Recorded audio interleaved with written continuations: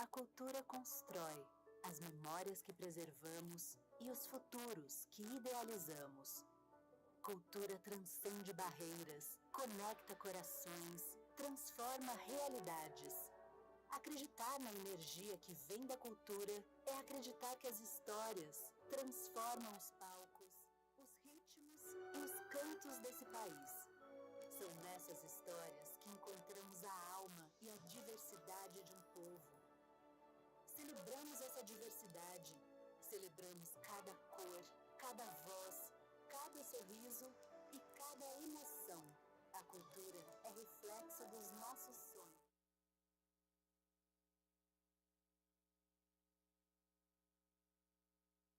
A energia que vem da gente.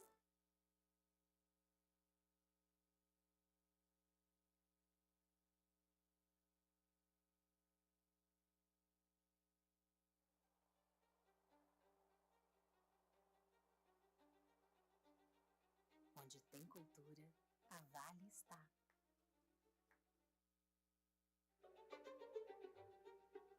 No poder criativo que nasce dos palcos, orquestras, das artes,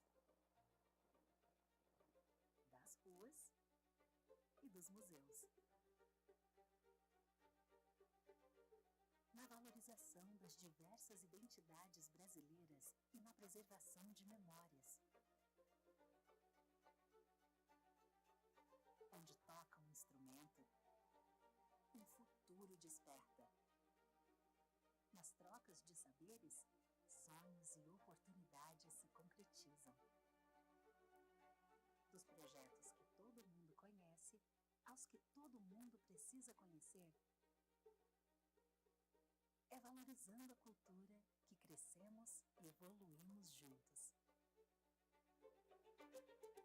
Instituto Cultural Vale. Dizer que o Brasil é gigante não é nenhum exagero, mas um país desse tamanho não se move sozinho.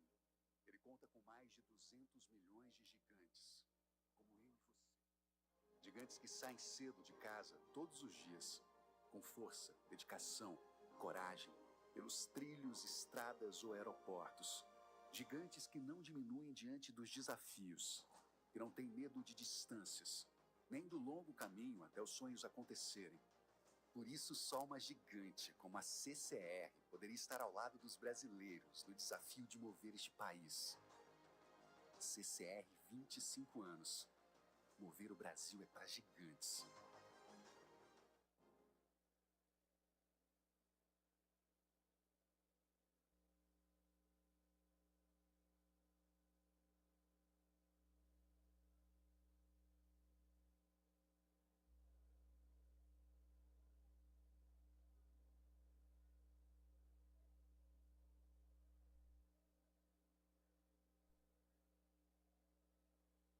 Chegar, licencinha aqui porque a casa tá cheia. Então The house is full. My mother taught me to ask for permission.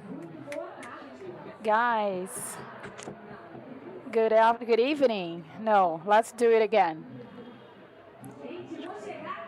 Guys, I'm gonna arrive and ask for permission because the house is full and we have to ask for permission. Good afternoon. Beautiful. Good afternoon, guys. I'm going to have to introduce myself again. I'm Amanda Gabriela, and I'm very happy to be here with you today with this incredible event that is Floop. It's so funny because when we're, creating, programming, designing the event, what are going to be the different issues. And one experience that we invented is to call Chico Regueira with his famous chairs to interview the audience. And we had magnificent experiences.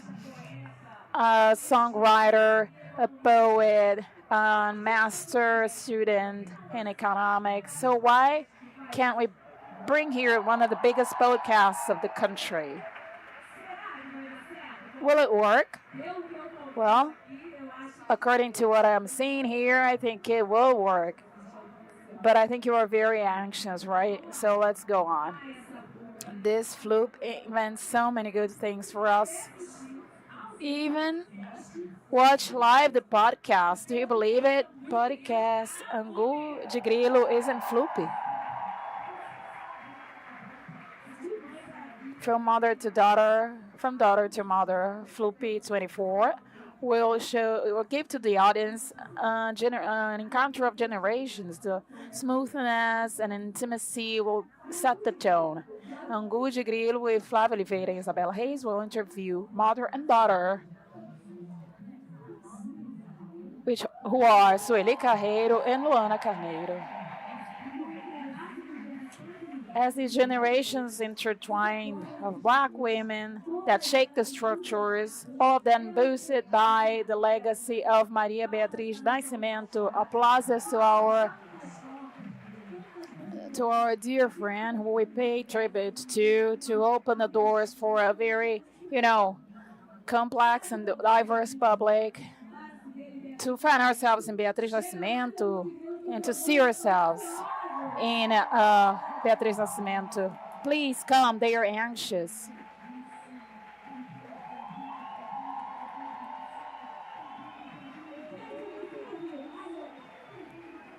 Guys, this is I made the most of my life, I arrived to the top.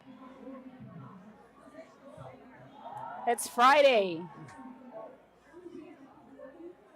Guys, it's beautiful. I never imagined seeing so many people here at Circo Voador. Wow, thank you for being here. I think we were not expecting you to be here, such a huge crowd.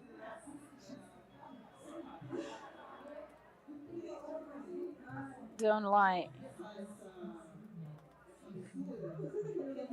Let's speed up this opening because, we have 1 hour and a half. So I'd like to have more, but we cannot have delays. Think of my father, my cousin, Babada Ailton Moreira. Oh my God, my Joero. Sometimes, I start to recognize your faces. All the Afro friends here. Thanks to Larum in the Friday dedicated to Oxalá. Here we are. This is one more event, a meeting for the 5 years of ANGU de GRILO. If you are Angular, we celebrated 5 years in August, and this is a lot,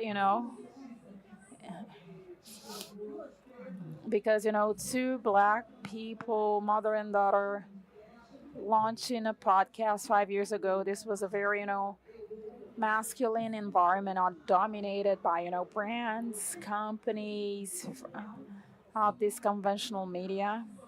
And I think that ANGU inaugurates, open the doors to, with a more, representative print.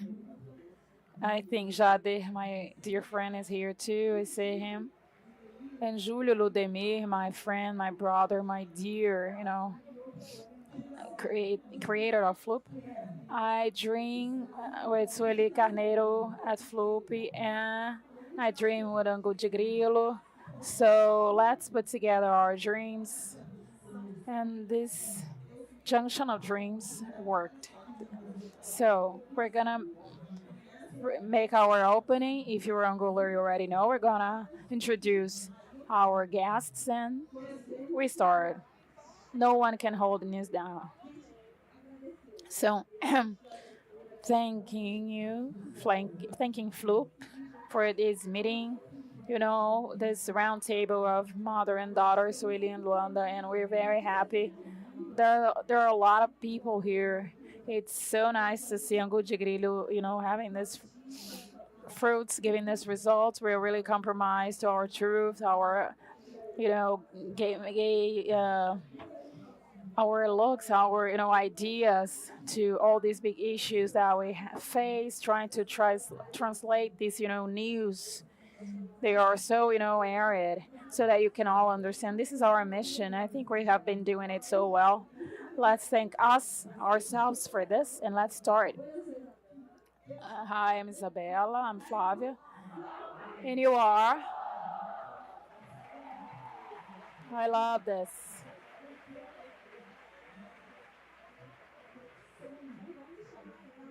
So let's call them. Let me introduce my guests. Isabella will introduce the other guest. And you applaud when they come in, right? No, let's not overreact. Sueli Carneiro is a philosopher, writer, activist. The woman described by Bianca Sandana, who turned feminism black, co-founder of Gilead's Black Women Institute in 1984, before our constitution, was created. And I want to reaffirm this. She wrote Black Woman in Governmental Politics, Dispositivo de Racialidade, Racismo, Sexismo e Desigualdade no Brasil, Racism, Sexism and Inequalities in Brazil. Just released. Lélia Gonzalez is through Zahar House Publishing. Is a mother of Luanda. Cheers for Corinthians. Daughter of Agun, my friend, Sueli Carneiro.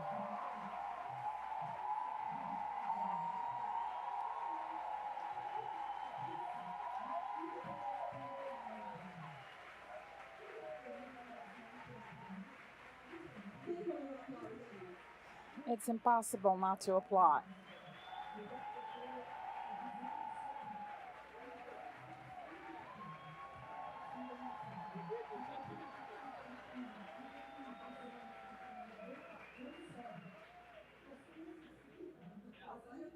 Now I want to invite Luanda Carneiro Jaconel. Luanda is an artist, works with performance, dance, and visual arts. It's a PhD in performance and arts, in visual arts in Norway, and as a director of the house, Sueli Carneiro. Luanda, please.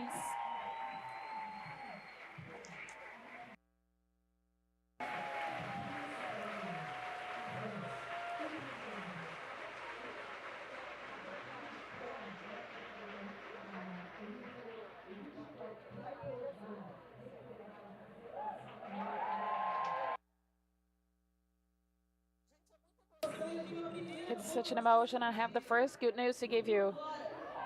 We have 2 hours. Oh my God. It's a mother and a daughter, and a mother and a daughter. Wow. I love this thing, like mother, daughter, because they have, grandmother. Take care, please do not destroy this scenario. Welcome. Welcome, Luanda, Sueli. It's an honor to be here. Flub, let's make so that let's make like if they were only us four here, no one else. And I was sure that we would have such a warming and embracing audience. And also our Angulars such as Flip can, give us a lot of affection. So let's move on. Sueli and Luanda. I'm gonna start with Sueli. The 14th edition of Floop, this beautiful event now at Circo Voador, this historical stage. I had never had this vision of, looking at the Arcos da Lapa while it's getting dark, and I invite you to look back because it's beautiful. It's deeply historical and sacred.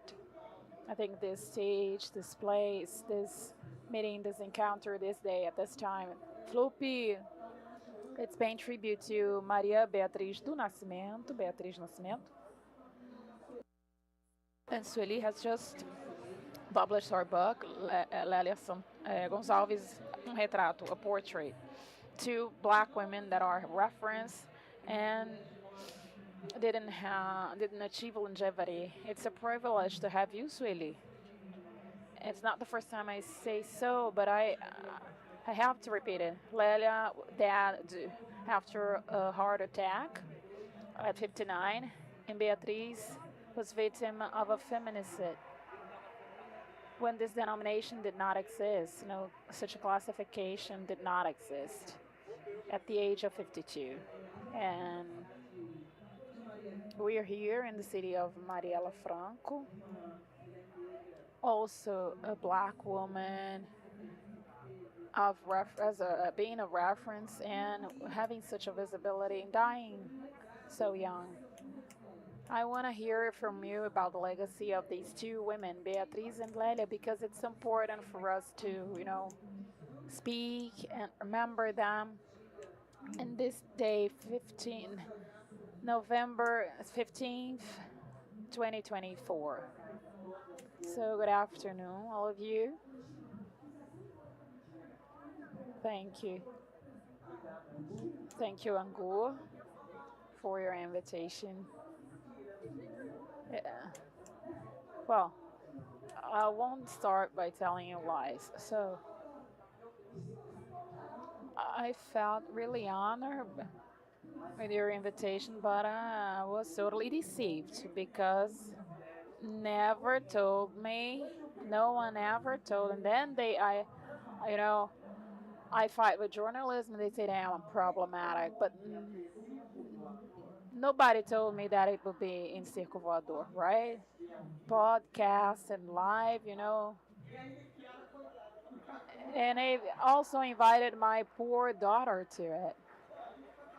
So we're gonna do the best we can because it's such an embarrassing situation. I'm not an artist. They are because journalists and artists, they are more or less the same.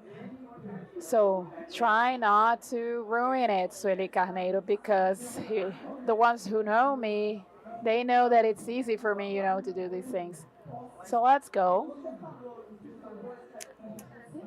You said something that really touches me deeply. I belong to the generation of these women. These women were fundamental for my formation, and we don't expect to, lose references.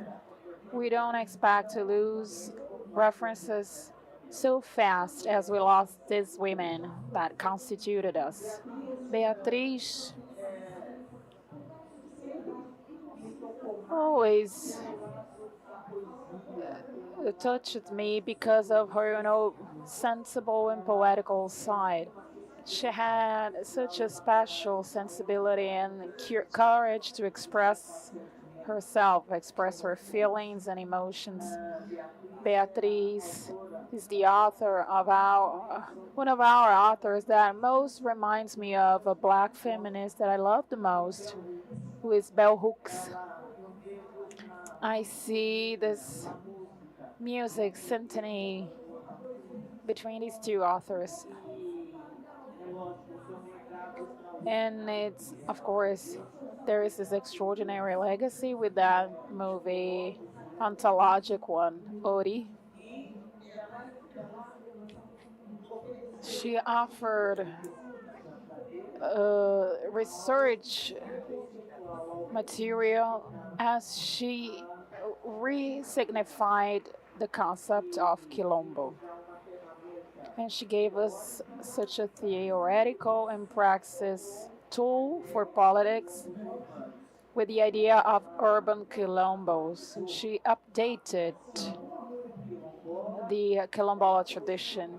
She brought to the present this experience and with her and its perspective, praxis for political action based on territories founded by the territories. She's in the origin of all of this that we know now in terms of debates and discussion about rationalized territories. She's funding. She gave us this perspective. Jurema Werneck, who is here today too, our beloved friend and reference, talked about this here in Floop with the panel Wednesday, I think, no, Monday, the 11th, someone told me here now. And Jurema caught the attention to this dimension of territories, quilombo. We quote Nego Bispo, we mention Nego Bispo, a lot. Abdias also had this reference, but it's very important to call the attention to this initial flame uh, started by Beatriz. And this is a path that our intellectuals and researchers need to follow and invest in it. Because unfortunately, she could not conclude it. But she left this track, an extraordinary track for historical research, and I think it is there to be worked on and expanded. Especially historians have the responsibility of concluding what she started with research, with this master research. Lelia is different. Lelia made history and had the opportunity to sensibilize and touch minds and hearts in a very definitive way. Lelia is the great responsible for this black feminism perspective that comes out from this movement, this black women movement, during the end of the 70s and beginning of the 80s in the last century. So we just redid it and republished a work that we made in a bigger context of celebrating Lelia in 2014, which was a project, big one, that encompassed exhibitions, audiovisual, a set of different tools, amongst which a book resulting from a very exhaustive research by Hede. And this project was a partnership with Banco do Brasil Foundation. Hede invited me to be part of this project and to sign this publication. And we could give visibility to all the heritage that Lelia built with and for black women, for all the women, and for the Brazilian society. So it's a book that is being republished, and it brings two news,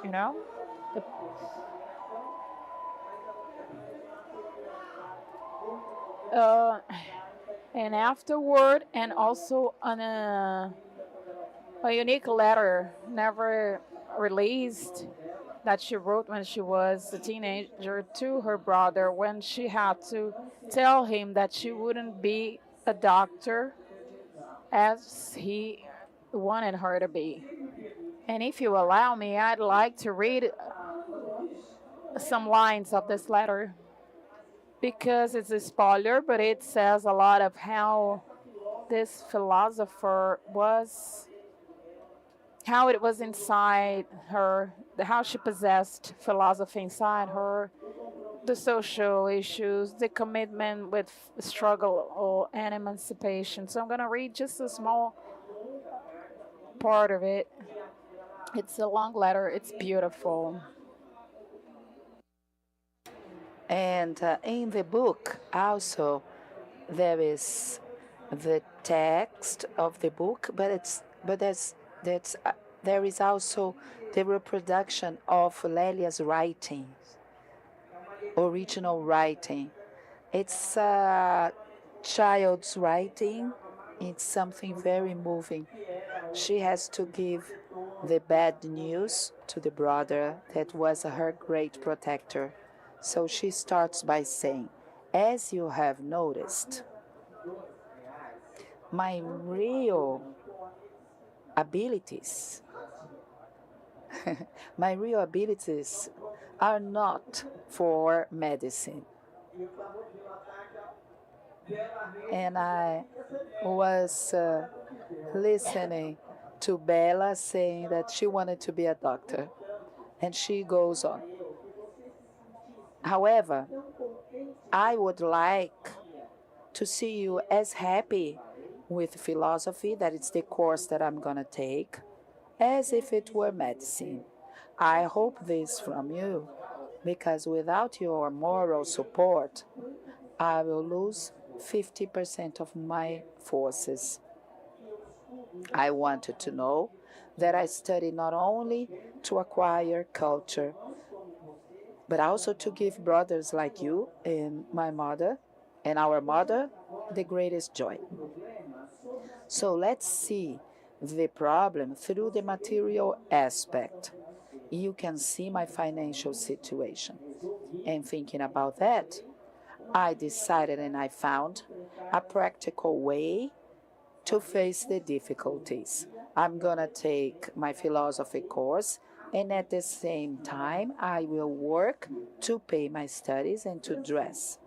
Francisco, you, who has always given me advice about relationships, have you imagined if I, as a coup of destiny, I would lose my mind for an element and abandon my studies. So I've been thinking about this subject, and I decided to organize my life in a way that this will not be an obstacle. So don't be worried, because I'm talking about the future and not the present. As you know, I'm a youngster as the others, subjected to know the love relationship. However, I'm not in a hurry, because each fruit matures in the due time. But I think it's necessary to reflect a little bit about it. So, Francisco, it's to avoid this kind of deceptions to you and the others that I made this decision. Yes, I will take the philosophy course because I don't want to get away from the things of the spirit and not become insensitive to the afflictions of others. First of all, I'd like to preserve my personality, to be what I feel well on being, to be what my oneness, my conscience, and my spirit accepts as fair. I hope you understood the sense of my words, and that will be less disappointed than what you demonstrated. I hope I sleep in peace because I open my spirit to you as it is, clear, with a lot of defects, but with the virtue to do something that it's all in its possibilities. Don't leave me alone, dear brother, because I need your comfort, spiritual comfort and support from your little sister, Lélia. Lélia Gonzalez by Sueli Carneiro. Wonderful, wonderful. I always really get emotional. Yes, this is so beautiful. And it has everything there: philosophy, the family commitments. There's a word. Yes, that's what she announced when she was 18 years old, announced what she in fact became. I want to use this opportunity of talking about these great women that didn't have the opportunity to get old, to ask Luanda, that is the director of the legacy of Sueli Carneiro. So this topic of memory and legacy is very present here in this last week. And I'd like you, Luanda, to talk about this work. how it is to be the guardian of Sueli Carneiro's legacy, and how was to structure the house, and not so as not to be just one more institution, one more house that we build after these women have already departed. Before Luanda answers, I just would like to give an information because I think it's related. Sueli, last year, gave one semester of classes, Black Feminist Epistemologies, in the University of Texas, Austin, Texas. No, it's not the Austin of Rio de Janeiro, huh? It's very sophisticated. But Kristen Smith in Luanda told me that when we were talking in the dressing room, the professor that invited Sueli for this semester in Austin translated Beatriz Nascimento to English, and it's in the University of Texas where we can find all of Beatriz's archives. So it's in this context, the legacy and the coincidences, the threads that are uniting Casa Sueli, Lélia's letter, the book, and also that rescues the history, objects, images of Lélia of 2014 and now being relaunched. The house and Beatriz. Luanda, the floor is yours. Thank you very much. Good evening. It's an honor and a great joy to be here with our mothers and with you. A great surprise, an unexpected invitation, but very welcome. So let's try to organize things here in my head. Well, to create the house of Sueli Carneiro with my mother here, living, it's a privilege that few Black families and Black persons of our community could have. So it's a dream that my mother and we have dreamt this dream. We used to talk about the books of doing something. We live in São Paulo, at Butantã, near the University of São Paulo. My mother studied at the University of São Paulo. So there was this desire to establish this dialogue with the library. I think we could open a space for the students, and then said, but how are we going to do that, to open part of the house? This is out of reality, our reality at least. So when it starts happening, it was after we met Bianca Santana that wrote the biography. So we started to have this possibility, the process of the biography. Bianca went to the house many times. My mother left the house. Many books were left there, documents. We didn't know what to do with the library, with the house. It was closed, and we had this urgency of doing something. My mother went to an apartment that didn't have space for the things. So when Bianca started to talk about this idea, woke up a dream that we have already dreamed together. And we started this process. We exist as Casa Sueli Carneiro for 4 years. So we inaugurated in June this year. So it is a long process of reform. And we have the archive, Sueli Carneiro, inside the house. But the idea of calling as a house is because it's a place to welcome, and also the physical space to preserve the history, the house, and the legacy, and the family memory, extended family, and all people that passed through the house. So it was a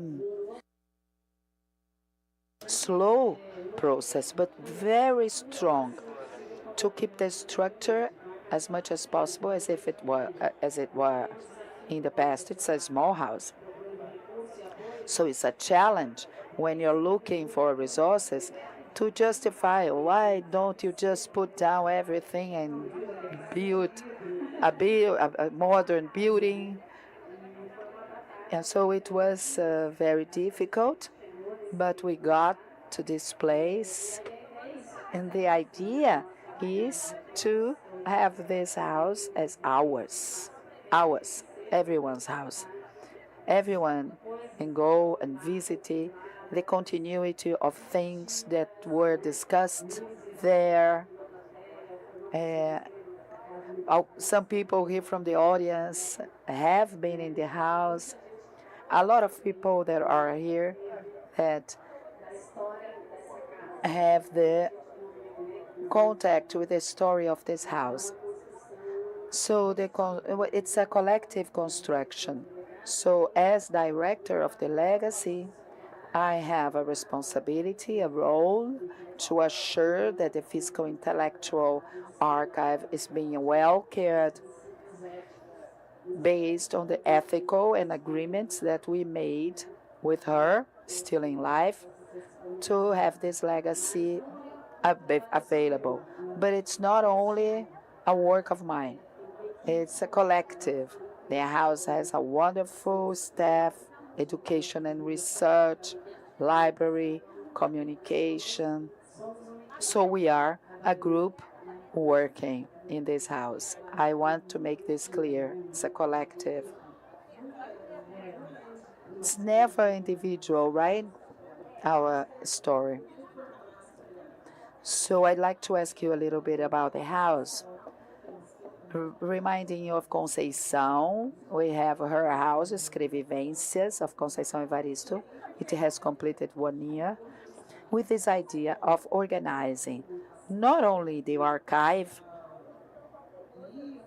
books, ideas, but also the academical production, intellectual production derived from the work and the concept of escrevivências, of writing experiences. So we can see Vera Eunice's experience with Conceição, Fernanda Felisberto, revisiting, organizing, and launching Carolina Maria de Jesus' works. So I would say that it's an appropriate and inspiring moment for this valorization of Black women's legacies. I spoke seriously, but I like to ask you, what did you find that was completely unexpected? Tell us a moment. Conceição says in our ANGU of 5 years, Conceição said, okay, I want to give access to everyone to have contact with my books and everything, but I want people also to bring them back. So I bring back. So what did you find? Tell me something. It's a family affair. Family affair. Okay. So my mother made a very generous donation of all the libraries, all documents, a lot of pictures. So a lot of my childhood's book are there in this library. Institutionally, I don't have this power. They don't belong to me anymore. So I think it's... we have some pictures. Itaú Cultural has donated some of this material of Sueli Carneiro in terms of the exhibition. And the exhibition has a lot of pictures from childhood, but now it became an exhibition, non-permanent one. So it's the story, the history being exposed there. But you are there and you're going to be there. It's going to be there in a permanent exhibition. And also to know me, I'm a result of this legacy, but she is the legacy. So I think it will be these childhood books and some pictures that I would like to take. And you, Sueli, is there visiting the memory, the legacy, the archive Is there any memory, object, picture, image that surprised you, that called your attention, that moved you, and which? I think that what you are saying gives me a sensation that I'm having an experience really of giving up control, you know. I'm so grateful that this house has happened because literally, even if you think, oh, there are so many things that are so nice here in this library that could serve for someone researching something. So it was something that I didn't believe I would be able to have. I was always based on the idea you already created a lot of problem to yourself with the women's movement, so don't create more confusion to your life. So I didn't expect that this would develop, but I was very afraid of losing this legacy. It's the legacy of an old woman. I'm 74 years old. There are things that are precious. Okay, they are precious for me. But I also have documents, a lot of things from USP, a complicated period. There are some texts that you don't find anymore. A lot of things that are out of edition, and they are precious. They are classics, classical books. Ulysses, Camões. There's everything. There's something from everything. So the idea that people could use this a lot is an idea that really makes me happy. The strange feeling that I have sometimes is that many times when they talk about the house of Sueli Carneiro, the legacy, I feel dead, kind of dead. And I tell, did I die and nobody told me? So there's something strange because it's not something that you do in life. So this is really a sensation that, well, did I go and don't know? So, and people talk about you as if you weren't here anymore. So it's something strange. I've been suffering with that because I say, okay, I miss my colleagues, but I think that they are kind of precipitate. Sueli said that she was bold. I know that our Newseraci, co-founder with her, great partner, great friend of Sueli, is also here. So I'd like to welcome you, my dear. Stand up to receive your applause.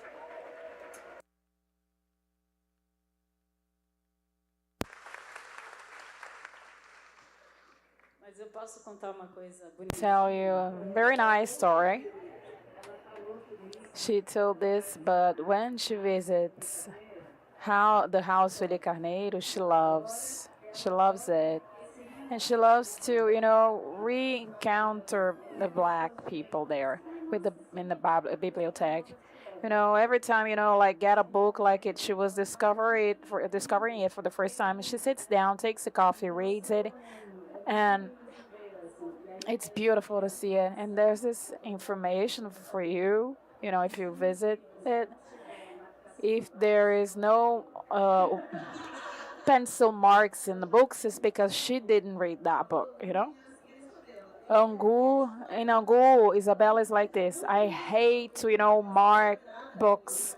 I have this sacred relationship with books. I don't make pencil, but Isabella really writes a lot of things in the books, Yeah, I've already spoke a lot. Please go. I say like this, just, quiet and let her play.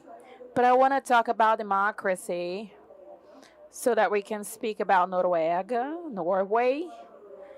Luanda Moro lives in Norway for 17 years already. It is considered the biggest and the better democracy in the world.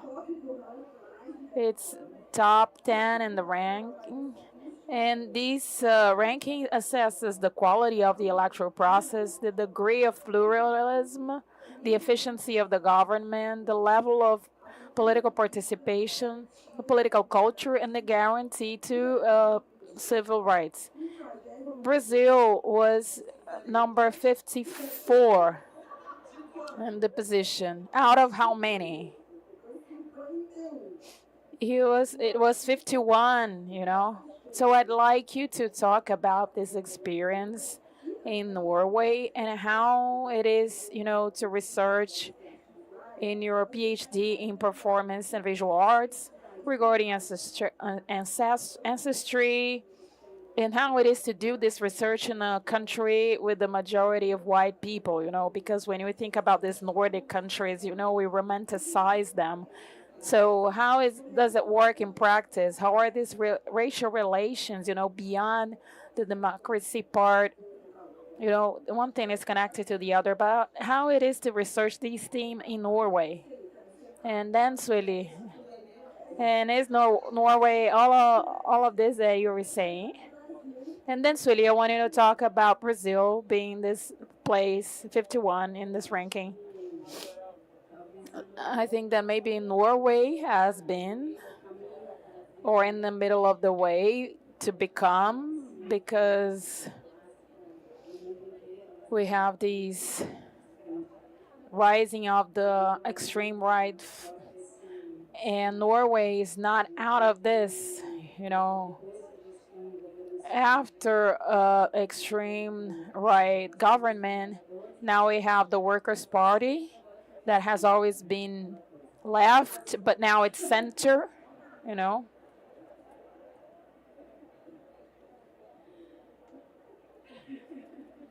Let's not talk about it. It's a small country, so yeah, it receives a big amount of immigrants, but it's a small country, so it's hard to compare. It's you can get out, you stay out of a perspective, you know, you cannot create perspective. But when I moved into there, after a while, I understood what it means to have citizenship, because I think I haven't had this experience in Brazil, you know, this thing of walking around and not being afraid, you know.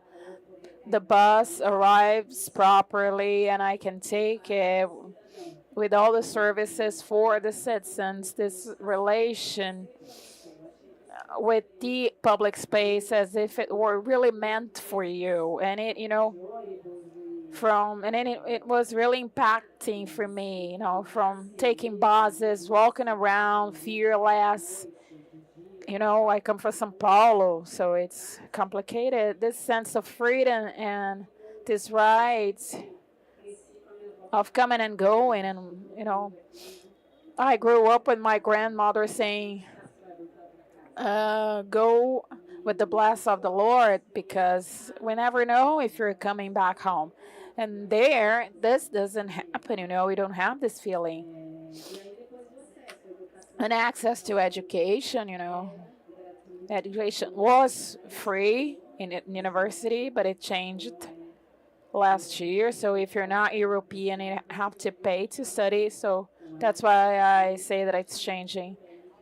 And there is also, you know, this closing of the borders. So I feel like I am part of a generation of immigrants that lived some things that the ones that are coming now are not living.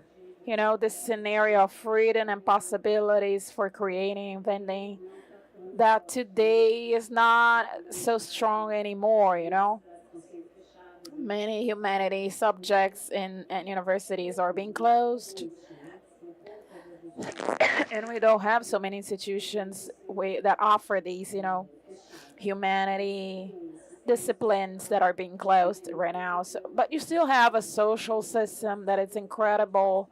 No, support to unemployment, things that we don't live in the same way here.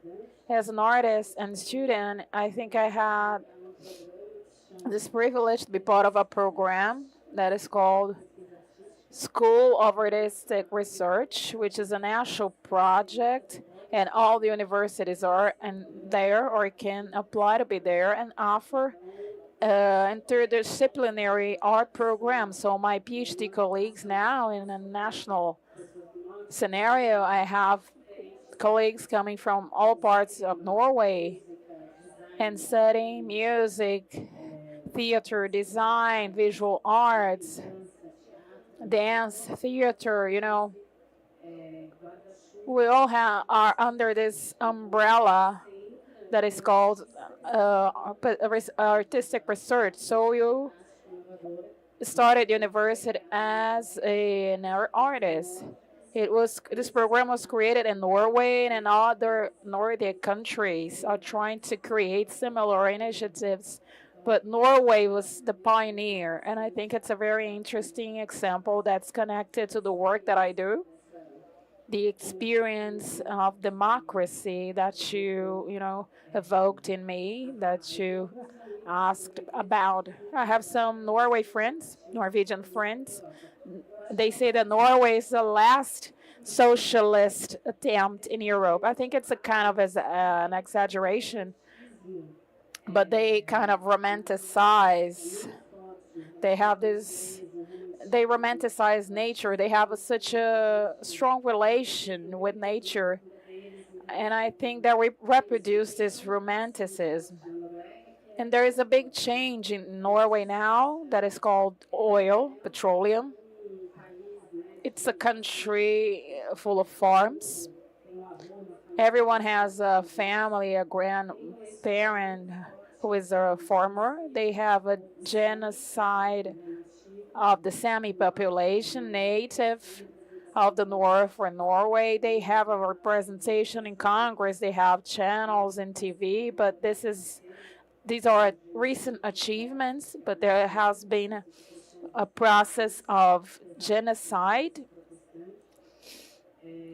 in this attempt to Christianize the country. And there are many debates going on in this sense, too. In Norway is in this transition, like all the countries that are led by extreme right that wants to remain. It's global. So let's try to understand that this is a bigger process than what happens in Brazil or in the United States or in Argentina. It is, in fact, a global moment. So before I hear Sueli about this dimension of the democracy and your perceptions regarding Norway and Brazil from these visits that you paid to Luanda, it moved me, Luanda mentioning the streets, how can you walk freely in the streets? And I remember that a research was released from Instituto Locomotiva saying that 97% of the women in Brazil are afraid to walk on the streets. 6 out of 10 have given up going to somewhere because they were afraid to go there. And 6 out of 10 were late to an appointment because they needed a change way due to insecurity reasons. So it's concrete, how hostile the streets are for young people, for young women in Brazil, and how this eventually, blocks us, prevents us from creating inclusion in the educational system, the market, with leisure. And it is interesting that you brought this aspect to talk about democracy, because this is also democracy, free circulation. So I want to, highlight this before hearing Sueli, because I think it's very strong and something that unites us. 97% is like all of everyone. I don't know who are these 3%. If you are here, please let us know why. These 3% are not afraid of danger, because danger is everywhere. I think that the critical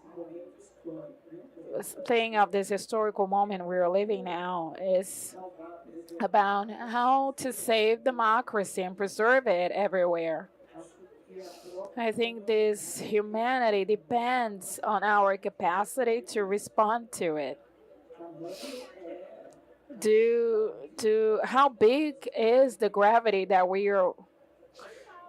are living now, of the context we are in now? If this growing hating ideologies are not suppressed, what is coming to us in terms of right extremism? What we can see is that humanity will be subjected to multiple holocausts. And this is here already happening. You see Palestine, for instance. You have a world that is going towards this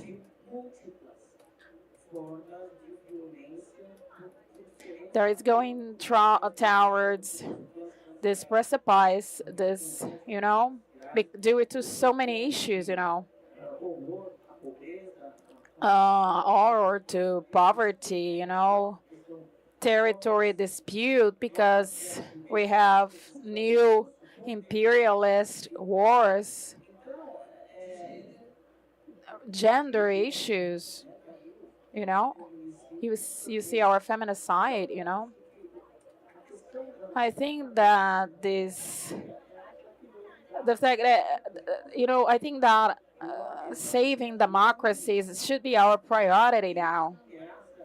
And this threat is very strong, especially because we are dismantling democracy, and not with the help of military forces, for instance. This dismantling is done and has been done by democracy itself, by choice, by popular choices that pose to us another challenge. If these bad, evil forces, if they have the capacity to conquer minds and hearts and direct them towards political and governmental choices that will affect negatively the majority of human beings, the challenge that we have is huge, is immense, in the sense that we have reenchant the world. And that's what we have to do. We have to dispute values. We have to offer love to hate. We have to oppose hate with democracy. We have to revisit our liberational heritage, our principles and values. We have to believe in and go back to this dispute, because we have already won these forces before. We have to remember that they have already lost for us. We have to remember how we thought in dark periods. This is our challenge now. How do we fight in dark times? Revisit tactics and strategies that we have used. Believe, hope, bridge utopias, construct utopias, socialize libertarian values that brought us here. that made us win the Second World War, that made us, win military dictatorship in Brazil, and all the fights that are done through liberty, freedom, and in favor of human dignity in the world. So I think we have to call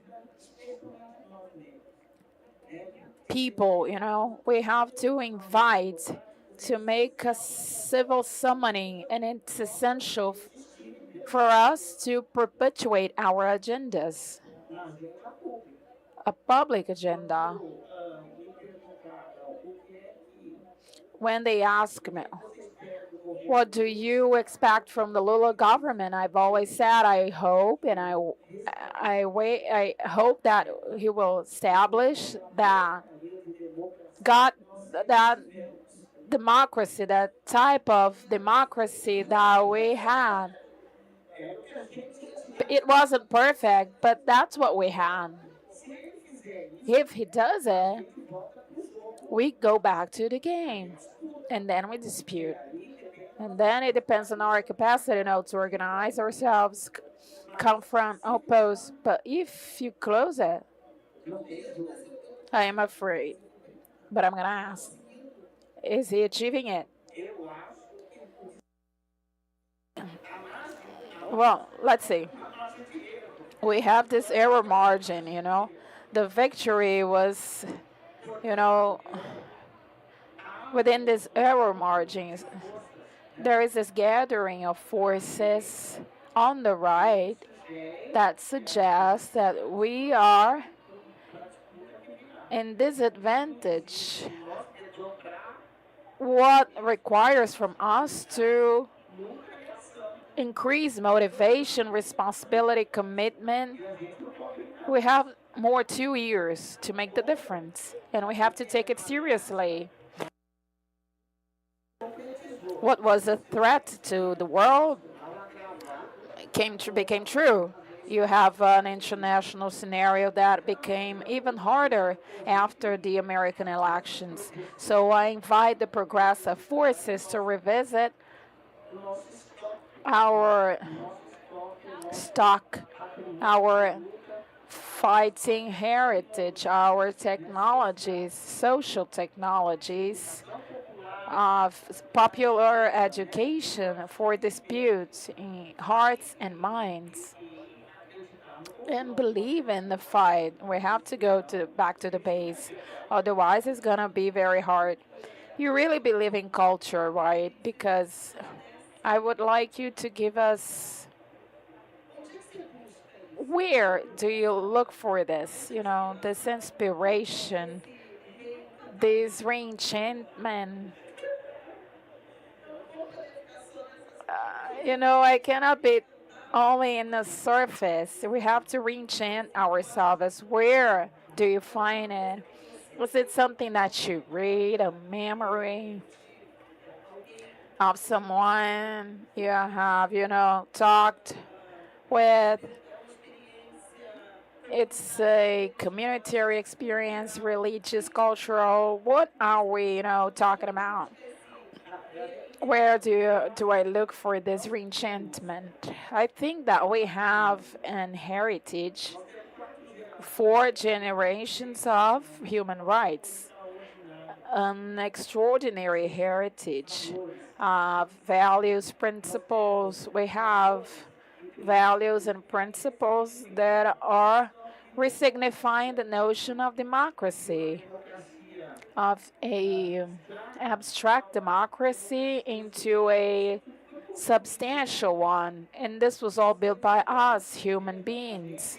See, we started to talk about human rights with the Declaration of 48 in the context where you had racial segregation in U.S., and apartheid is born in South Africa. But the fight of African and Afro-descendants in the world incorporates and resignifies all this historical experience. And conventions were produced, that were signed by Brazil. A set of new tools was created because of this political action. And we have to remember what we have done. Durban is alive. We have to rescue it. It's one of the best, most beautiful texts in humanity, in the history of humanity. Is the letter, the declaration, Durban Declaration, and the action platform. We have to cling ourselves to it, to things that we have produced. Google now, Durban letter, Declaration of Principles. It's Lewandowski, what Lewandowski's, the text that the Minister Lewandowski produced should be literature, mandatory literature in schools, because it's with the participation of Sueli Carneiro. She was absolutely fundamental. That was a collective effort of a lot of people. But that report is one of the most beautiful pieces. That report would allow you to refund Brazil if we took it seriously. But we have to retrieve all of this and, fight with this, express ourselves through it. It has to go everywhere. The good news, and in a sense, I think the Norway in particular, it's a utopic horizon possible. There are experiences inside the universe of capitalism that do not need to be, savage as our reality is. It doesn't have to be primitive. It doesn't have to be the barbarian that we have, because we have a barbarian. I doubt that during the regime in South Africa, we had this statistic saying that they killed such a huge amount of black people as they kill black people in Brazil, as the numbers of black people murdered in Brazil. We have hundreds of thousands of black people being murdered here in Brazil every year. Guys, please, applause. Are you afraid of Sueli by chance? I know that I know this public, this audience, they are like, oh my God. So, guys, relax, breathe, and applaud. Sueli is our friend, our North, She's the woman who, raises the flag and pushes us, and carries us.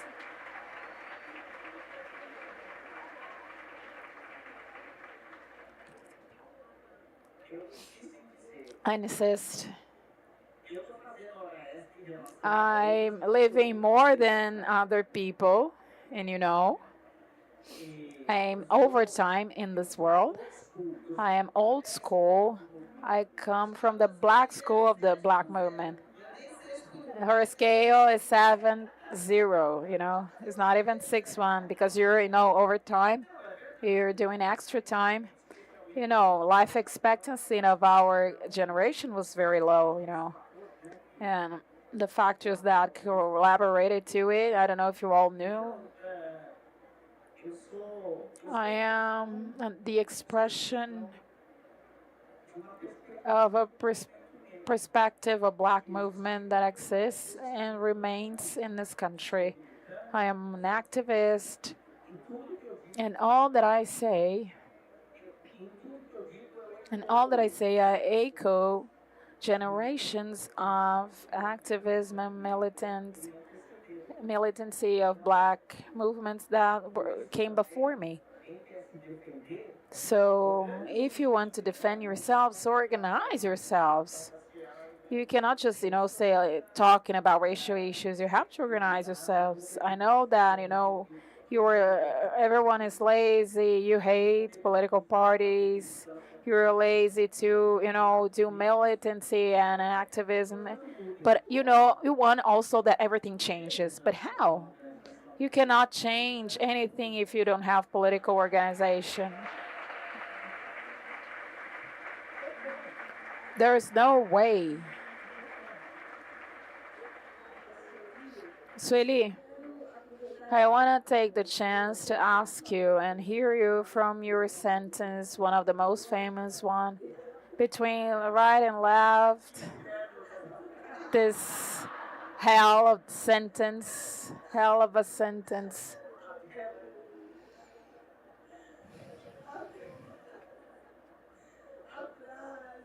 The sentence between left and right, I'm still black. I just want to hear from you. It's self-explaining.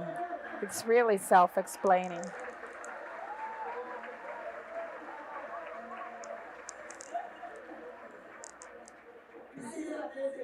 Do I really need to draw it? Because unfortunately, I have seen in last years, and I usually use this sentence, because I don't want to take some political positions, So I would like you to talk about this, and what's the context? What does it actually mean in a moment, currently, She's worse than a mother. Imagine when she grows up, thank God, thank Tuluru, in a moment where right is extreme right, far right, and left is not so much left. So how do you use it? I'm gonna, briefly give you an explanation. Black people, the majority of black people, know perfectly what's the side where you can push for real transformations in their conditions of living. And that's why we have been responsible for reassuring the election of our candidacy, especially the majorities in this field. What I always highlight is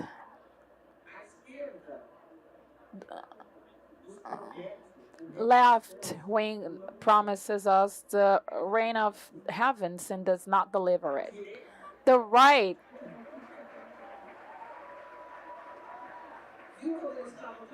you know how they were, blocked. I know you guys. The right wing has always been very clear. Clear. In all senses, they are clear. Super clear. They've always said that we were born to clean their bathrooms. This is the project, whether you do it or you die. And left side has said, no, we're going to be all the same one day, equality, whatever, but you have to push for the revolution. Who's going to do this? You are going to. And then after, wherever it happened, the after didn't happen for us. So when I say the sentence, there is a limit that the left wing demonstrates historically to lead our agenda, and it can only accomplish its proposals and vocations if it will radicalize the left wing to meet us where we are. That's it.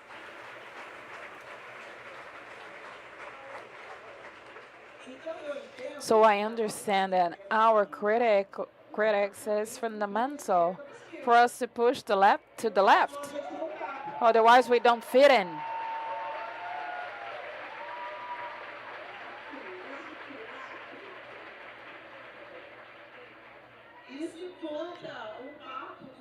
And this is go along with this conversation of that is dividing me.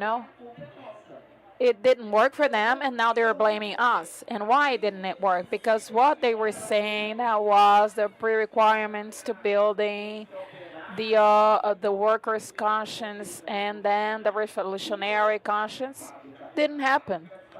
The fabric was doing it. Where's the fabric now? Um, where's work that was behind in the in the base of all of this? That was creating that workers elite. Where is the syndicate in the world that becomes Uber? Where work becomes Uberized. How can you organize the workers' conscience? How can I make it prosper if the basis of the floor is weakening each day? And what is left? Us. And we say, okay, I don't want to play anymore. There isn't an afterwards. We have to make a pact about how it's going to be now. Because we are not here just to be the victims of a hypothetical revolution. But when it happens, never realizes this dimension. I'm talking about the hatred. The real socialism happened. 95% of black women. What does it mean? How is this? I saw some black men, okay, being controlled as if they were in the Praça da Sé in São Paulo, a communist system. And I saw 95% of women being suffering prejudice. Is this the only project that we can engage on, the socialism? Yeah, but we cannot give a blank check to all this, a blank banking check to all of them.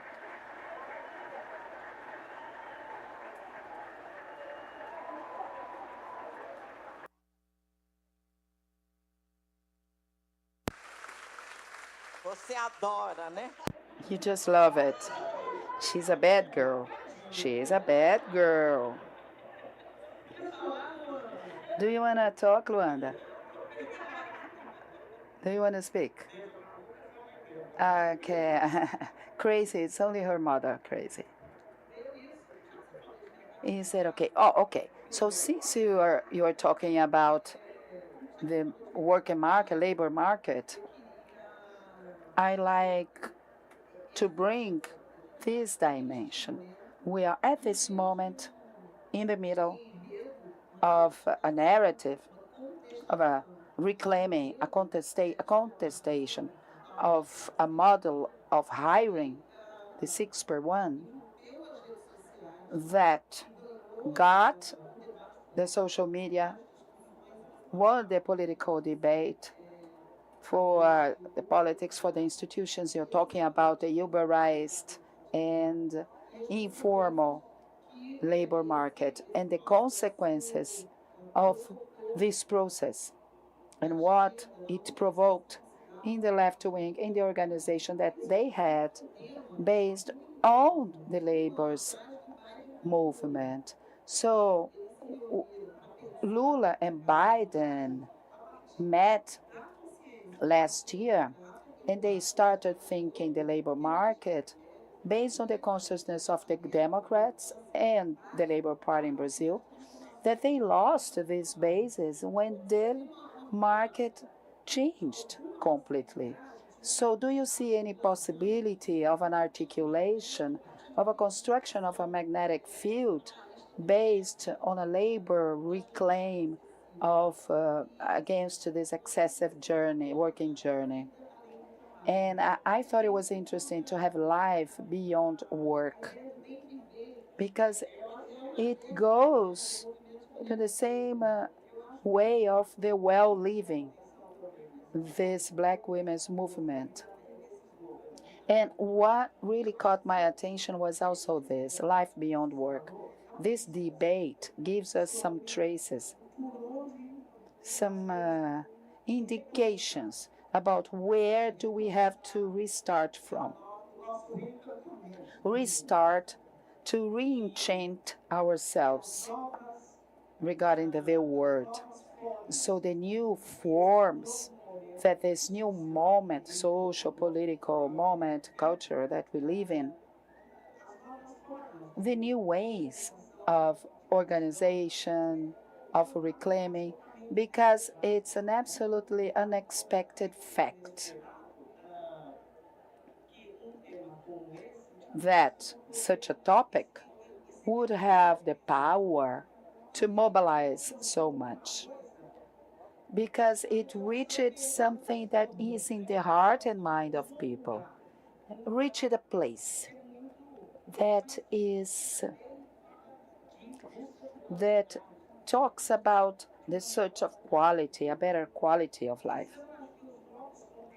I think that the new contents that we have to learn how to deal with, that you have to learn to identify in this process of re-enchantment and of updating our principles, values, ideas, and utopias.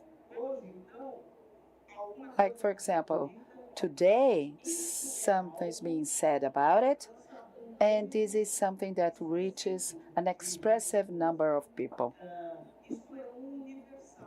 This is a universal that aggregates beyond many things, many differences, many particularities. And I think we have to search for these other possibilities that are given in the real life, and we need to acknowledge, to update our discourse, and to understand the new motivations and needs that are given. And there are also human rights. It's a debate about human rights, but it's not the same human rights of the past.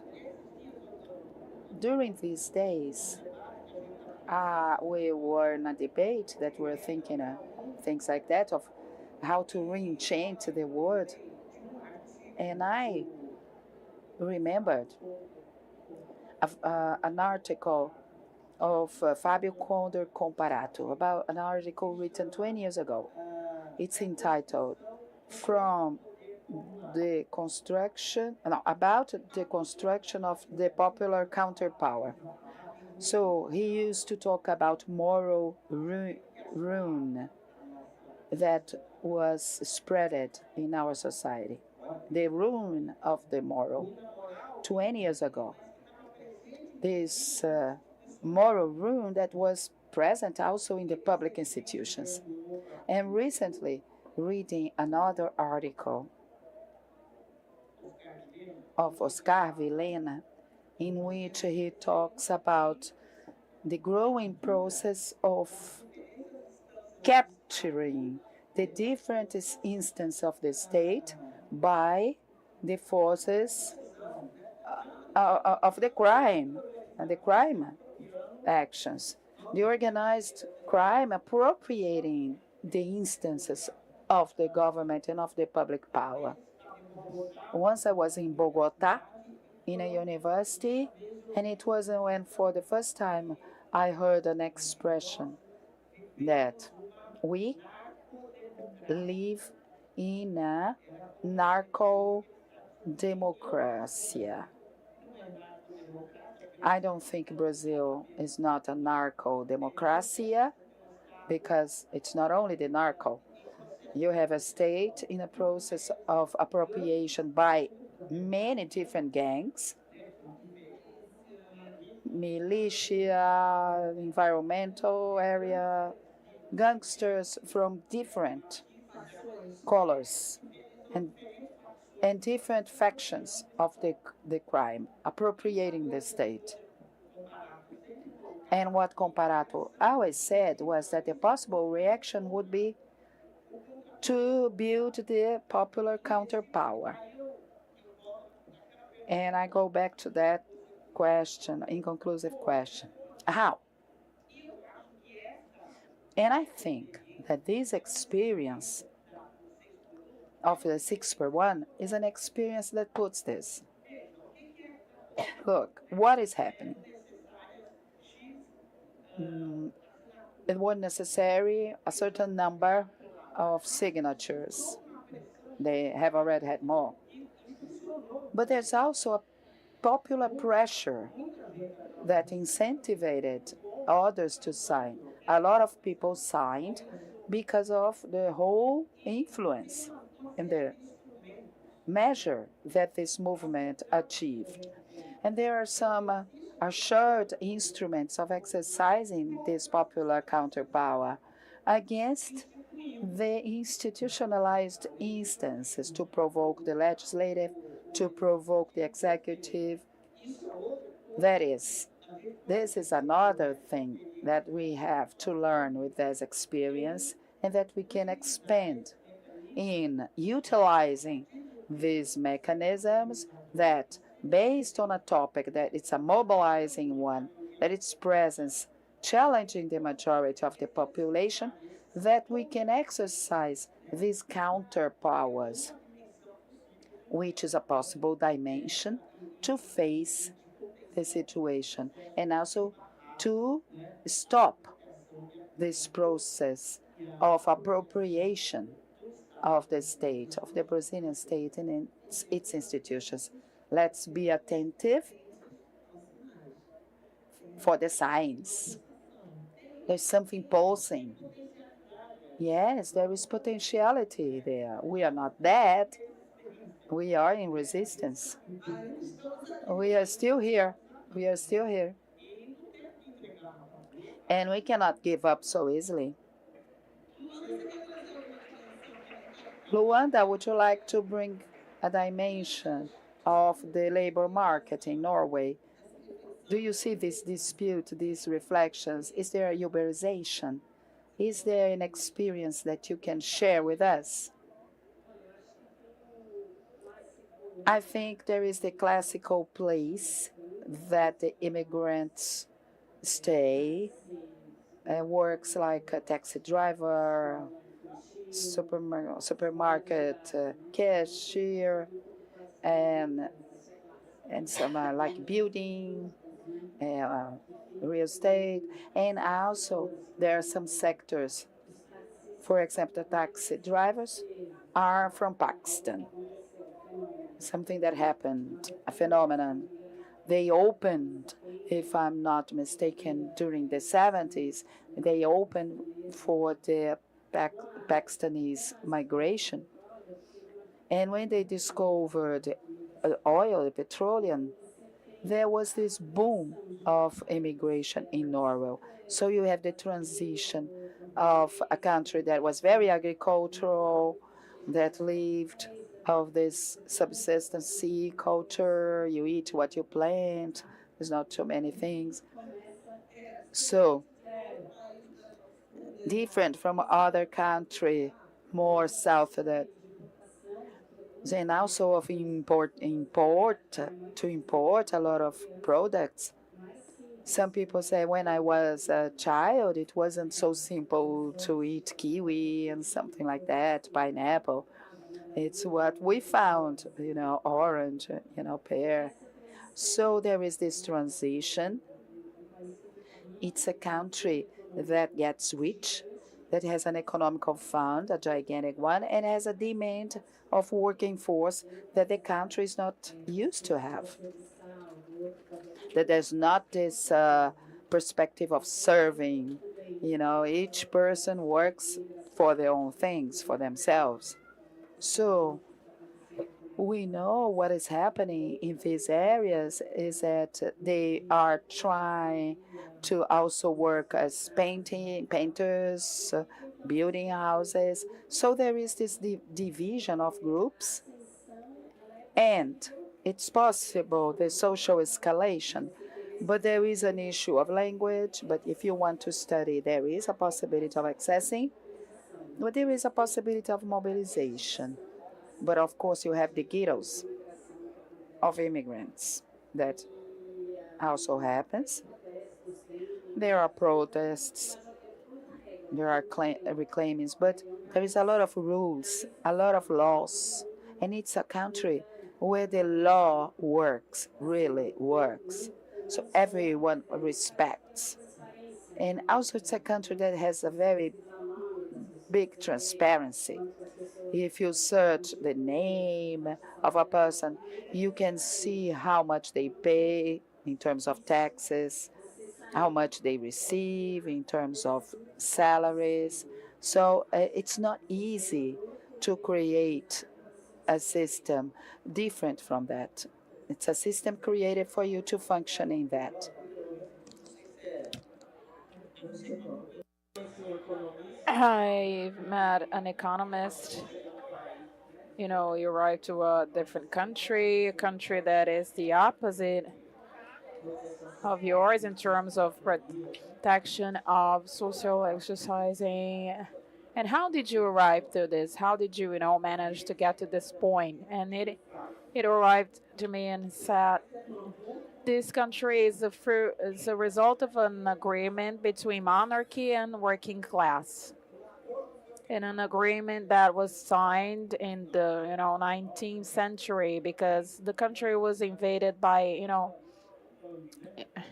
several other populations, but when an agreement in terms of an essential issue that would never they would never overcome inequality standards that are already acceptable. So there is this inequality standard that was negotiated and agreed on, and you cannot go beyond that. We cannot tolerate a decent level of inequality, something like this. And it was a very poor country until the 50s of the last century. They'll tell you so, because when the German left, they left the country in a horrible state. But this impact prevailed when they found petroleum, oil, when it started to come out, and this agreement prevailed to keep it. And sometimes talking to some people, they have not only to keep acceptable standards of inequality, but also ensure it to the future generations, and the sovereign fund exists for it. And there are some funny things that some Norwegians say, that okay, the sovereignty fund, you have a lot of money, all the next generation will be very well guaranteed. You could even transfer it to you could also compensate the load of taxes that are paid by the today's generation. And one of the visits I paid, they were debating if they could change the legislation and incorporate the domestic work, adopting some practices that we know, some sort of flexibilization, because it's very expensive. You have to be very rich, millionaire to have, But there are countries, they have other models, and it's cheaper, almost slave. And the minister goes to the TV and say, we're not gonna change the legislation. Each Norwegian is responsible for its dirty, End of the game. It's heavy, it's very bad to hear it if you live in Brazil, because Brazil, as a country that was funded on inequalities and slavery, and as a result of slavery and inequality. So sometimes we can even say anything about it, or change, or transfer, income. I think we could even evolve somehow. There are some concepts that were, goela abaixo. that were assimilated, and the idea of income transfer. This is not simple, If you are young, you think you may have. We were born with Bolsa Familia, but no, it was very hard to obtain it. The quotes policy, it's a long journey, and now we're talking about the job market. But I forgot what I was going to say. May I move on then? No, I will remember. It's because I wanted to remember one of these things that are flowing now. I've already, zero tax for transport, zero payment for transfer. It's a debate that it's being naturalized. The municipal debate, I was impressed, and the right wing was really clear. We can talk about it maybe on Sunday, but Sunday no. But these are debates that are breaking this rigidity of an inequality level that is one of the highest in the planet. We are number 51 out of 100 in terms of democracy, but we are 90 in terms of human development. In terms of inequality, we are one of the biggest of the world, and we are comfortable living like this. So what Sueli is bringing is important. It's a country that is culturally made this agreement, and we are not moving on or going on, and we go beyond what we have agreed. So let's rediscuss with savage and civilization. And now you can go. I remembered it. We still have 25 minutes. I think 25, 20, 20. Julio has, robbed me 5. I want to talk about maternity because we are 3 mothers, 4 kids, but essentially here 2 moms and 2 daughters. So, Sueli, how it was your experience of maternity in Luanda? A question they addressed to me. How is it to be the daughter of this goddess?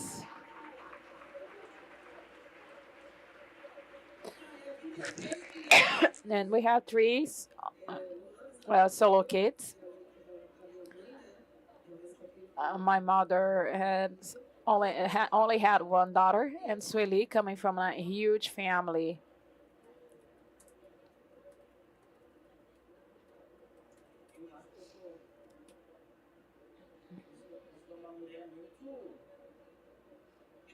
I think I have a very practice side, very cold. Nobody noticed it. Seriously. And it's something like this. I got pregnant. Well, this has to be nice. This cannot be boring or irritating. It has to be nice. To be nice, we have to, do some things, precautions, and I took all the precautions possible. All the technology that we had to facilitate maternity, I bought everything. We had 9 months to make it work, And you're gonna say that I'm right. So, some things, electronic babysitter. She's really daughter of Ogun, right? I never saw it happen before. All the technological tools, they'd say My father of some saint would say that I'm really daughter of a gun everywhere. So the child, you need to wash her clothes every day. So the house needs, the place to dry clothes is not covered. Then it's going to rain and it's all gonna get wet. So I cover it, the service area according to what's necessary. And I told my friends, I'm pregnant. I don't have money for the clothes of the baby. So if you have kids, please give me everything you have. I gather everything. The girl, I didn't have to buy clothes to my daughter for 4 years. So I received clothes for everywhere. And at that time, you you wash it, you put comfort and put it in a plastic bag, put it away. No, but I cannot wash. I cannot wash diapers every time. So I started to buy the dischargeable diapers, and when I bought them, I filled the whole room with them, and then I stopped to think, but if the child is allergic, what am I gonna do? What I'm screwed. So I know that it was a really maternity built this way. So she is born, and thank God, a very calm baby, because she's not gonna do this, she's not gonna be crying at night, preventing me for sleeping. And she would, have her milk, sleep, and wake up at 6 a.m., like a watch, a British clock. But all the precautions that I took really worked out, because I come from the hippie generation, crazy people. No, my kid, they're gonna raise it. No, this is not gonna work with me. I see many of my friends' kids, didn't want crying all the time.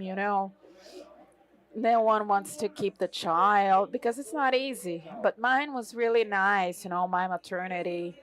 And children are fantastic until 4 or 5 years of age. After that, oh my God, and teenagers, you want to put them back in your womb and wait. They change and give them back to the world. Boring, really boring.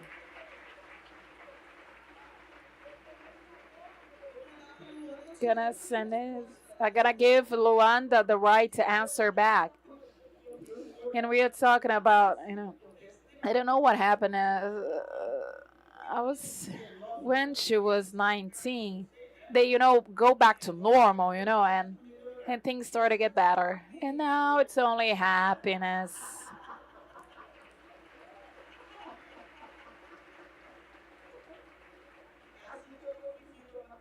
And that's how I live maternity. But I wouldn't, have many kids. I'm not a good mother in a sense. I don't have that talent, that thing. I'm kind of a little bit hard. Luanda, please, you have the right to answer. I think that my mother is self-explainable.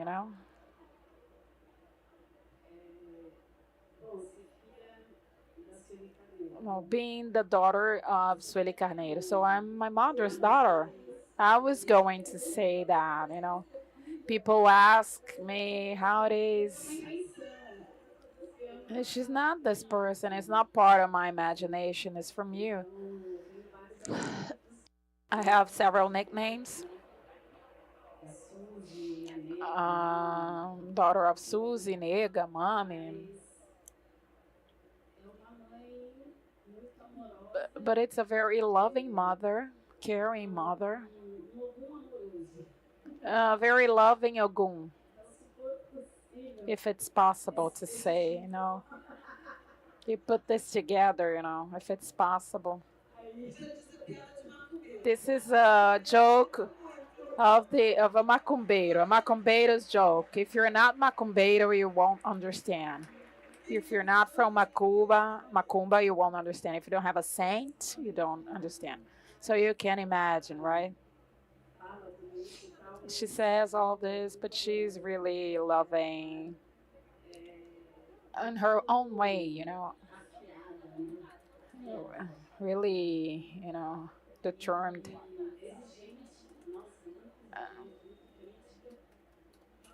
She's really demanding and critical. That's why she went to Norway, right? She escaped. She ran away from me. But she's also the woman I am, my identity, my self-esteem, my capacity to come and go across seas and do whatever I do would be impossible if I didn't have her. So this is speaks to the woman I am now.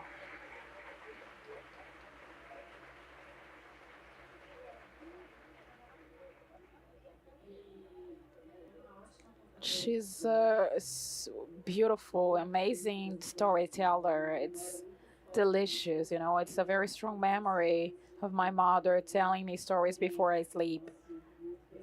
It's a precious moment, and I think it transforms into a dialogue. She's a philosopher. She writes to talk, as she says. And I think we had a life based on dialogue, conversation, a capacity to reflect. And I was trying to understand what I was always saying, have you thought about it? This strategic mind. And sometimes we'd stop chatting, about maybe love, and feelings. And okay, daughter, we spoke about it, but we didn't debate. Tomorrow we have to debate it.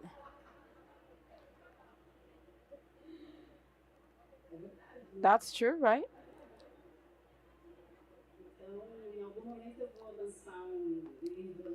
And maybe one day we'll release or write a non-authorized book about her. We wanted Afro gossips, Afro intimacy. She always says that she's going to denounce me to Galadas, Black Women's Institute, for abuse, for everything, racism, family racism. Look, we have 12 minutes. No, guys, let's celebrate because it was an hour and a half, and have 12 minutes. I wanna bring two pieces of information that I think they are curious, maybe unexpected from Sueli Carneiro. She understands a lot about soccer. She doesn't miss a thing. She knows everyone. I would like to know about your relationship with soccer. And remember Lélia, that had a brother, Jaime de Almeida, father of Jairo de Almeida, that you from Flamengo know about. Congratulations to your title. Lélia was sister of Jaime, who played in Flamengo, and she came to Rio because of that. But Sueli is a Corinthiana. She's an analyst, commentator. She goes to the stadium, Maracanã, with Douglas Belchior. Tell us about this relationship with soccer, where she comes from. My father, I think he wanted to have a boy, for a son. And then I arrived and I did what I could. But my father was a fanatic for Corinthians. He was such a fan that when I lost my father, one of the good feelings that I had was that he saw Corinthians champion after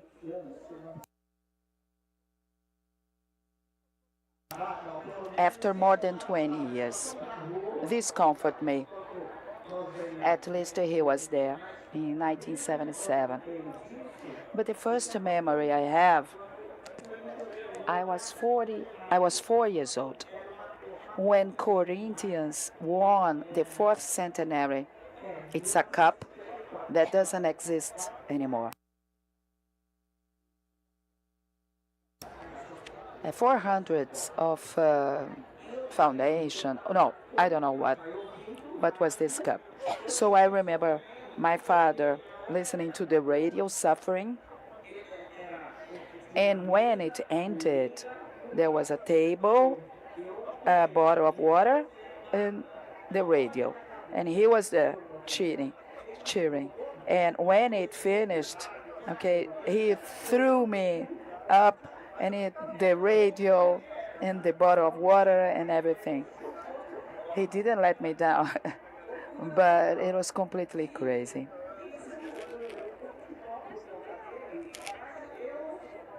So because of him, I have this interest. But only my youngest brother and I are fanatics. And I follow our Paulinho suffering, including in an exhaustive way because the marathon is very heavy there. But I love soccer. I remember that during COVID, the Brazilian Championship, the Brazilian Cup, saved me because I followed everything. I also follow the Premier League. I love the English soccer. Isn't it marvelous? Because this is so human and so black to enjoy samba.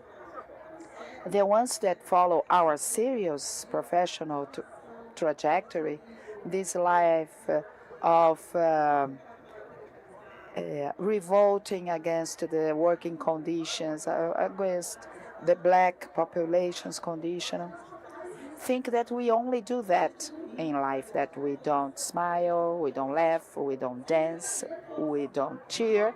Sueli Carneiro is a fan of soccer, so you are all free to dance, to live, to find again this joy. Sometimes it's sad. Well, I'm Vasco, so I'm a fan of Vasco. It's not simple. One more question. But I like the soccer well played. I said I was Vasco, and she said that. Okay, I'm leaving. She said, I like the soccer well played. I passed age to defend my team at any price. When it's presenting a bad soccer with that terrible dirigents and so let's go back here. I think we have 8 minutes and we need to talk about candomblé. So it's going to be our final question. I know that religion is a very important dimension in your life. So I'd like you to talk a little bit about this religious experience. Ogun has passed through here many times. But I'd like you to make your final remarks to be dedicated to the religious aspects. I don't know if Luanda would like to talk about this dimension for them to have your mother finishing our panel. The experience of my mother that crossed me. I was a child and I followed the whole process. I think that informed me, my body work and research of ancestrality and memory, body as a place of memory, as a living archive of identity, comes a lot by this childhood memory of a relationship with candomblé. And I think that the text, the feminine power in the orishas, is something that inspires me also. It was a motivation, a pillar of my feminine, of my black feminism, and of my work as an artist and a black woman. So I think it's something that is completely impregnated in my education. In the maternity of Sueli, my mother, passes through this dimension. Even she being a daughter of Ogun, the dimension of maternity, she complied with very well. Luanda Carneiro.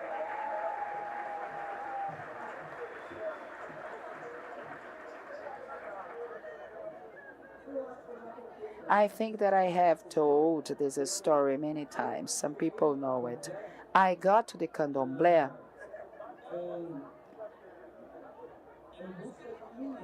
in search of myself. I was in a process, a very complicated process, because I was in a university that was USP. I was in a faculty that was a faculty of philosophy. At the time,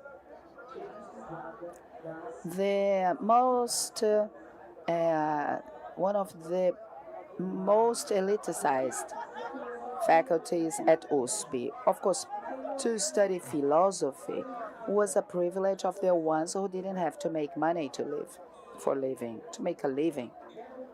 So it was a course that when we had our first class, our master class, my master class was given by a very renowned teacher, professor. Half of the class was given in German and the other half in French. And I'm still monoglot until today. So you can imagine how it was for me. And even if it seems an exaggeration, masterclass being given like this in 2 languages, even because they said that philosophy speaks German, and when it's not in German, they speak French. So besides that, I had some colleagues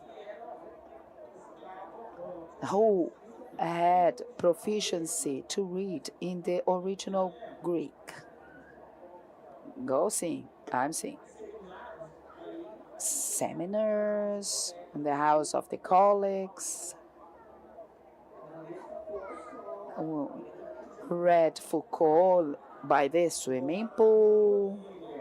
And I lived in Vila Bonilha. There wasn't in the map this Vila Bonilha, this neighborhood.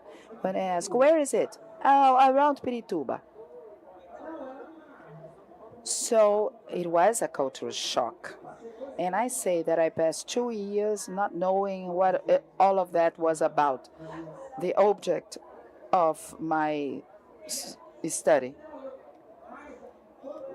So as I integrated myself, more I had the sensation that I was missing something essential.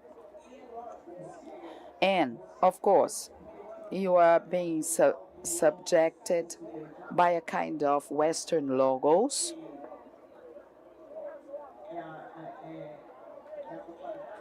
The totality of human knowledge, and that there's no possibility to think that people out of the Western and of other colors could have produced thoughts, reflection, and philosophy. So I started to have that sensation. As much as I stay here, I'm going to get white. I end up white. And my question that I used to make to myself was, where? There must be some residues, some reminiscences of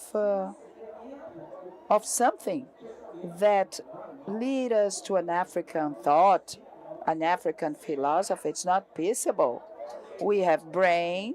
How can we not have a thought and thoughts? So candomblé started to emerge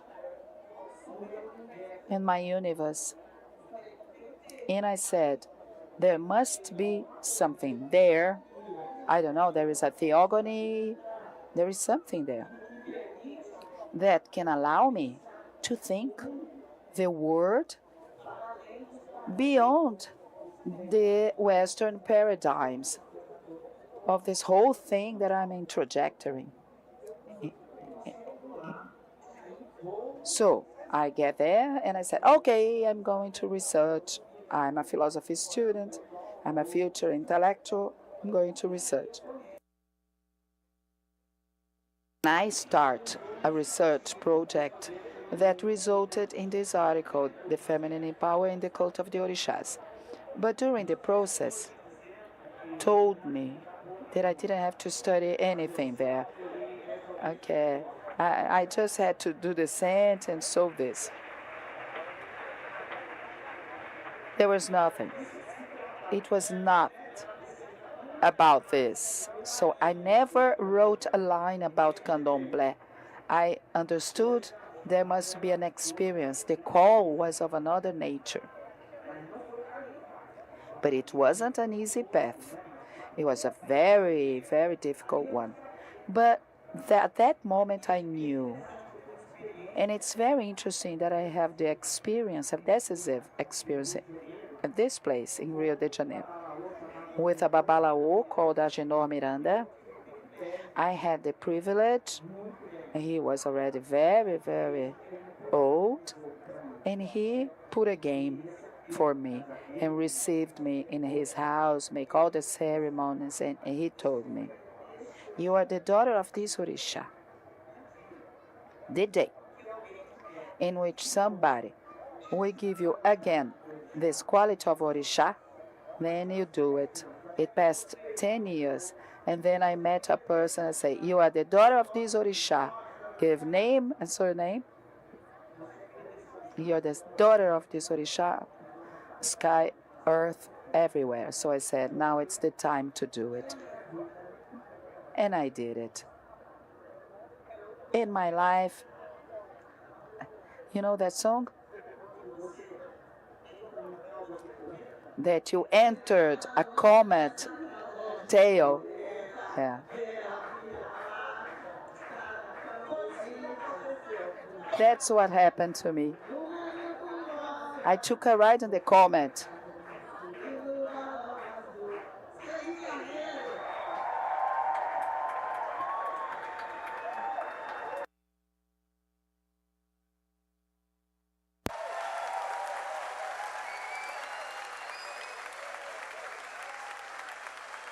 Isso foi ANGU de GRILO, minha gente. This was ANGU de GRILO, guys, with Sueli Carneiro, Luanda Carneiro. More applauses to these four fantastic women that were here, giving us so much knowledge, life experiences, identity. Beautiful. I'm just gonna give you some information. Unfortunately, they are gonna be, taking pictures, and more applauses. It's beautiful to be here. They are gonna take pictures and go back because we will not be able to, to have a moment of autographs. And unfortunately, we cannot have more time because we have another panel. Please let me take a picture with you. I can. From up above, to get everyone.